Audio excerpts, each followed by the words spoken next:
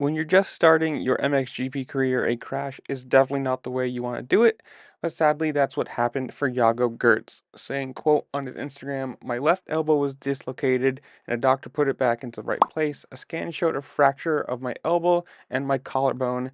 My surgeon in Belgium will decide whether surgery will be necessary. Now I have a plaster to support my elbow. Tomorrow, March 11th, I'll fly back to Belgium to consult my surgeon." Obviously, that's the crash, and then he crashed later in the race. This is from Argentina, like the first one he'd been, or first series or race for the MXGP class that he was in, and it just sucks. Moving up, you think this is great. I'm finally up to the big boy rounds. I'm up, MXGP, not in MX2, and then bam, you're instantly injured.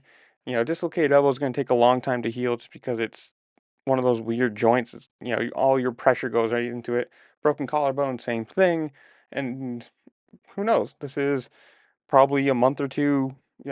If he has to have surgery, it's even longer, because then it's surgery time, healing time, getting back on the bike, getting, fit again. And it sucks. You never want to start a career like this, and hopefully he heals up quick and he's back for at least some part of the season so he gets some time on the bike. But comments below, you guys tell me. Do you watch MXGP? Are you just a motocross, supercross kind of person? You don't go overseas?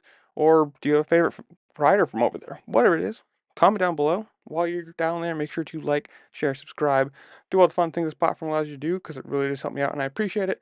And with that, I will see y'all later. Peace.